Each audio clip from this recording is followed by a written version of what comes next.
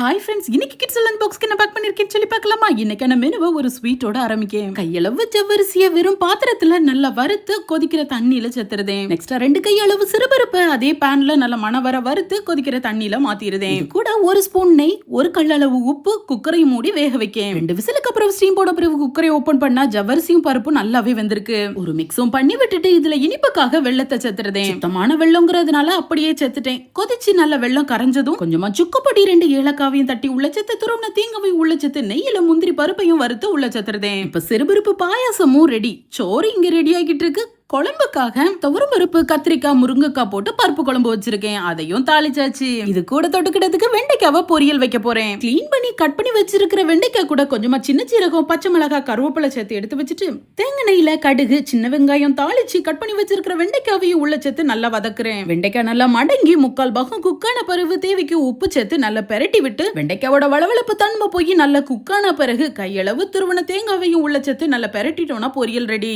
அவிச்ச முட்டைய தேங்காய் வத்தப்பொடி, சீரகப்பொடி, உப்பு, கருவேப்பிலை சேர்த்து பெரட்டி நல்ல காரசாரமா எக்கையும் ஃப்ரை பண்ணி எடுத்து வச்சிருக்கேன். நெக்ஸ்ட் 10 மணி ஸ்நாக்ஸுக்காக பிரெட்டை டோஸ்ட் பண்ண போறேன். ஒரு மிக்சிங் பவுல்ல 3 முட்டை, கொஞ்சமா சுகர் சேர்த்து நல்லா பீட் பண்றேன். சேர்த்த சுகர் நல்லா கரைஞ்சதும் கொஞ்சமா பசும்பாலும் பட்டை பொடியையும் உள்ள சேர்த்து நல்லா மிக்ஸ் பண்ணிடுறேன். பேன்ல கொஞ்சமா பட்டர் விட்டு பிரெட் ஸ்லைஸ மிக்ஸ் பண்ணி வச்சிருக்கிற எக்ல நல்லா டிப் பண்ணி பட்டர் தடவின பேனுக்கும் மாத்தி 2 சைடும் நல்லா குக் பண்ணி எடுத்துருதேன். பட்டை பொடி சேர்க்கறது நல்ல ஒரு ஃபிளேவரும் கொடுக்கும், டேஸ்டும் நல்லா இருக்கும். இப்ப 2 சைடு குக் ஆனதும் வெளியில எடுத்து குட்டீஸ் எடுத்து சாப்பிட்டதுக்கு ஈஸியா பைட்டா அதை கட் பண்ணி கொஞ்சம் ஹனியும் மேல விட்டு குட்டீஸோட ஸ்நாக்ஸ் பாக்ஸையும் பேக் பண்றேன். இந்த பிரெட் டோஸ்ட் குட்டீஸ்க்கு பிடிச்சமான ஒரு ஃப்ரூட்ஸ் கூட சர்வ் பண்ணுங்க, இன்னும் நல்லா இருக்கும். ரெடியா இருக்க சோறையும் குழம்பையும் நல்லா மிக்ஸ் பண்ணி டேஸ்ட் பண்ணி பார்த்துட்டு பாக்ஸ்லயும் பேக் பண்றேன். இது கூட தொட்டுக்கிட வச்சிருக்கிற கூட்டையும் பாயசத்தையும் சேர்த்து பேக் பண்றேன். ஓகே ஃப்ரெண்ட்ஸ், லஞ்ச் காம்போ பிடிச்சிருச்சுன்னா ஒரு லைக் கொடுத்துக்கோங்க. இன்னைக்கு கொஞ்சம் ஸ்பெஷலா ஸ்வீட் எதுக்குன்னா நம்ம லைஃப் ஆஃப் ஹவுஸ் ஒய்ஃப் ஃபேமிலியில 1 lakh ஃப்ரெண்ட்ஸ் ஜாயின் பண்ணிருக்காங்க.